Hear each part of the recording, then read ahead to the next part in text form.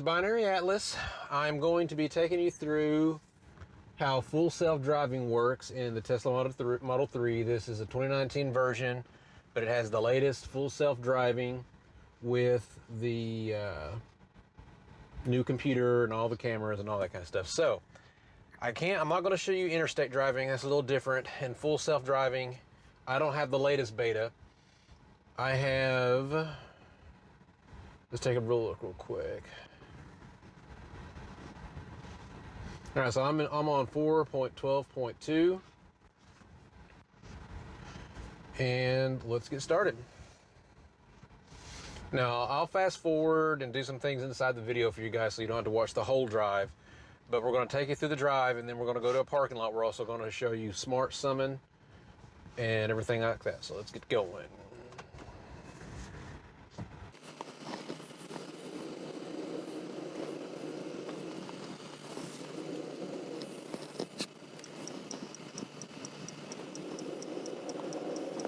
You need to have a road with well-defined lines in order to use this feature.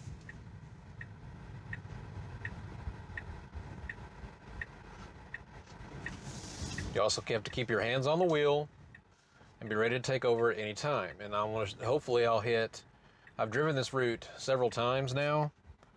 This is my daily commute to work, so I have hit snags almost every drive where autopilot disengages and I need to take over, and hopefully we'll be able to capture that for you.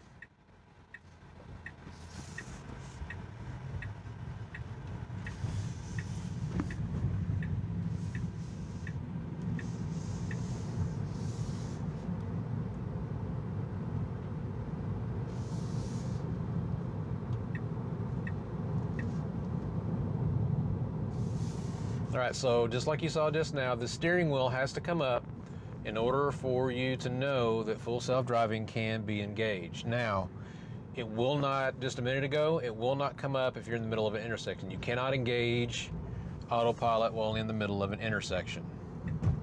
All right, so I'm gonna go ahead and, all right, we are on autopilot. The max is 35 on this road. I'm going to signal to go ahead and go through the intersection. It's a confirmation I have on that you have to confirm to go through an intersection. Now I'm got my hands on the wheel and I'm applying torque every now and then to the left to the right to let the full self-driving speed know that I'm here and I'm paying attention. But right now it is driving itself, including steering.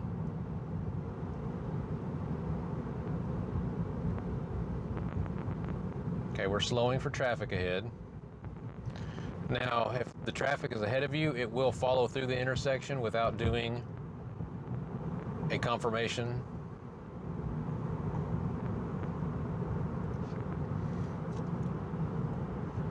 Now, hopefully they'll fix this in a future update, but right now, one of my main concerns is, like right now, the speed limit has changed to 40, but I have to manually adjust the speed up to 40.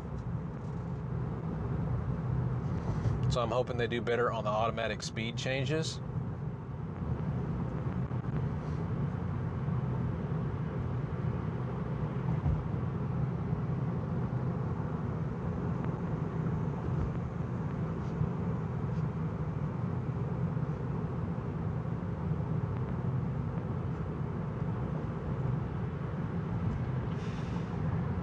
See right here, it's going to detect 45, watch.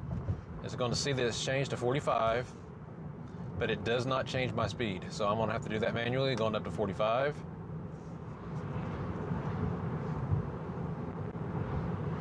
It sometimes doesn't like this intersection up here, so let's see what it does today.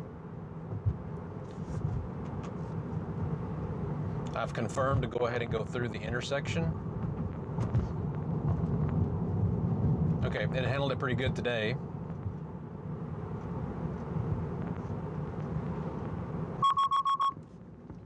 Okay, that guy kind of pulled out in front of us. Autopilot caught that and slowed us down automatically. Now, in my opinion, that was a bit abrupt for autopilot to have done that. I would have liked to have gotten a little closer before it did auto braking like that. I understand that it errs on the side of caution, but It would be nice if, because if it had slowed down a little bit, it wouldn't have had to brake that hard, and the guy would have passed over without us getting near him.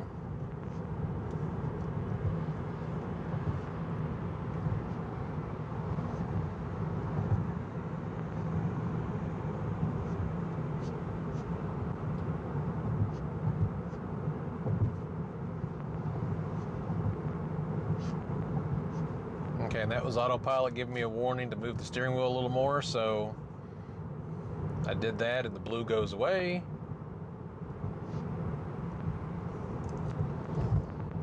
Now, I haven't had, train tracks are coming up. I have not had any problems with train tracks.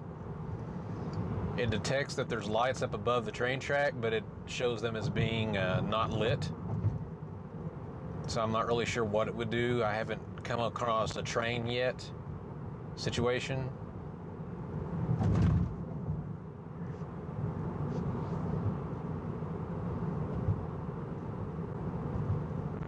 And it's giving me a warning that in 500 feet it's going to stop for traffic control. 600 feet it's green, so I'm going to go ahead and signal that it's okay to proceed through. We'll see if it comes up, but it will stop if the traffic lights change, whether I've signaled to go through or not.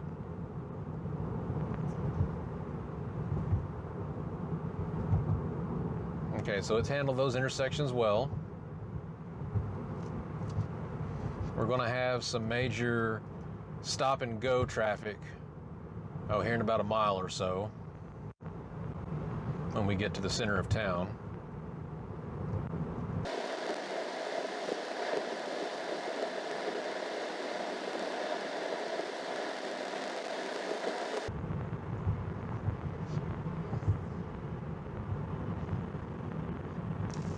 All right, so it did slow down. The speed limit has gone down to 35, and it slowed down to 40. The max it'll let me go over the speed limit's 5 miles an hour on autopilot. And then I have manually adjusted it down to 35. And we're slowing. See, the traffic's getting much heavier now.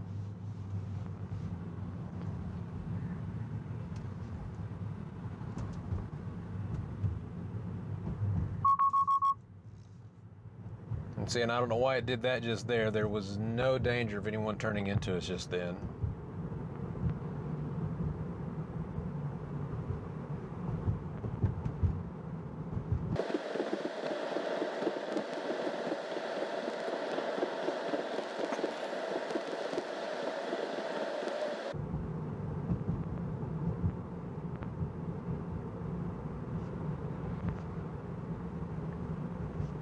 Okay, and it usually does pretty good here. Nice little double curve, took it pretty well.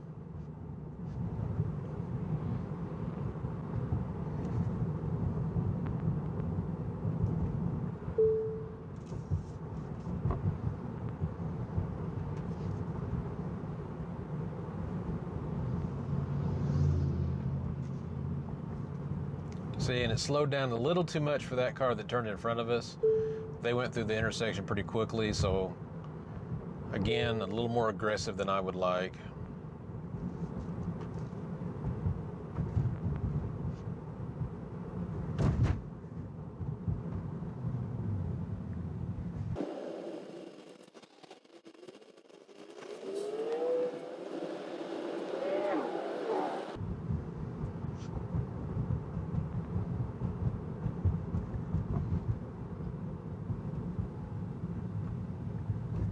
All right, taking these bigger train tracks.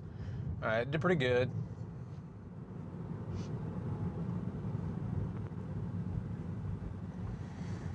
So for me, here in Arkansas, one of the major things that causes autopilot to disengage is the fact that our road system is not very well maintained, and I'll hit sections of it that the lines just aren't very well done,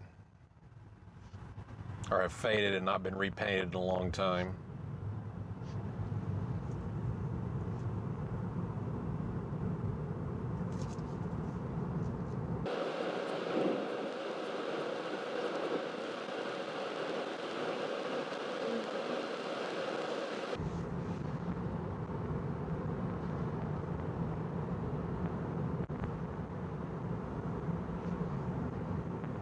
course, the one thing I have noticed that I find quite amusing when using autopilot is I set it to go the speed limit, and there have been many times where people are passing me constantly. The number of people that don't go the speed limit is amazing to me.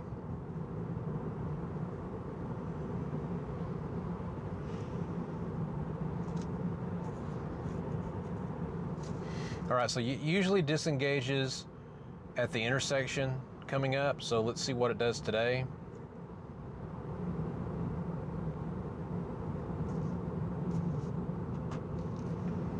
It's green, uh-oh. All right, so we're stopping. And I've noticed it always stops at the proper line, too, of the intersection. Those big white lines that are painted where you're supposed to stop. And see, right now it says, autopilot unable to proceed, please take over. So let's see what happens. All right, it handled it pretty good. Even though it was giving me that warning that it couldn't proceed and I have to take over, it went ahead and did proceed and did pretty well.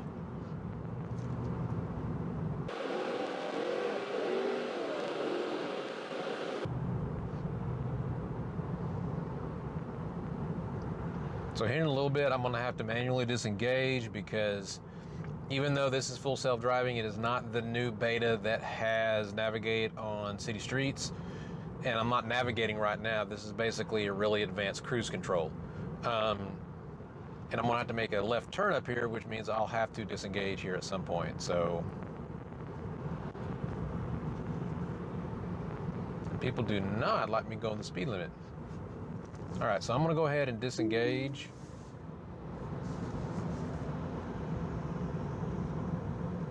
So that I can make a turn.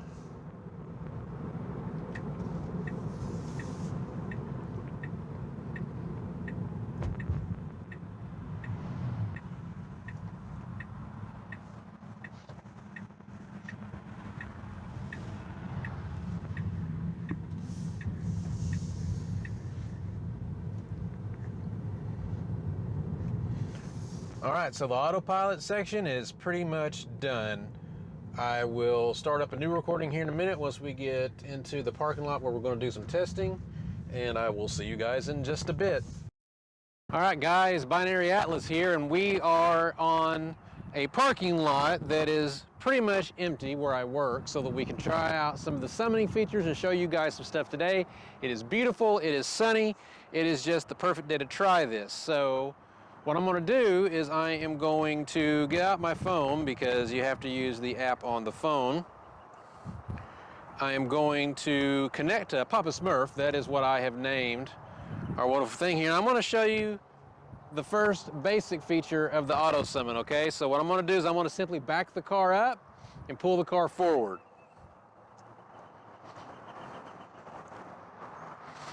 All right, so I've connected, so now I'm going to reverse it by holding the reverse button.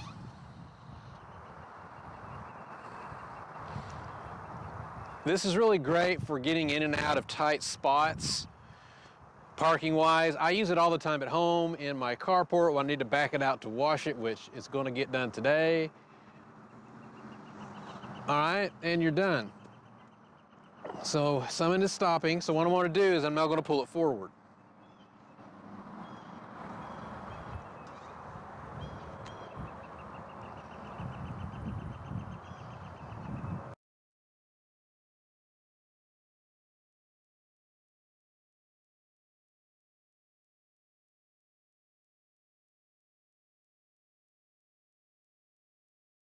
All right, so for this next part, we are going to do the summons feature. So I'm going to get my app out. I'm going to pretend I've come out of work and I'm going to summon the car to me. And then we'll pan over and you can watch the car do its thing.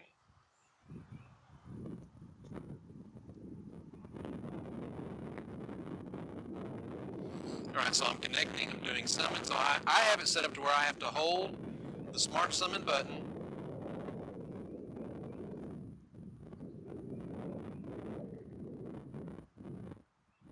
All right, and I have to press and hold go to target.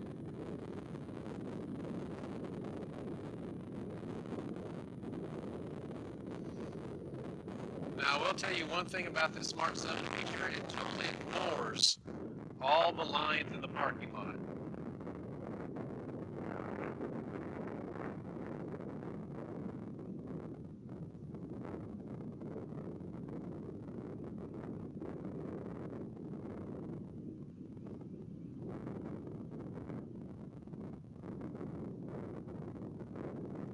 All right, Papa Smurf, you can do it.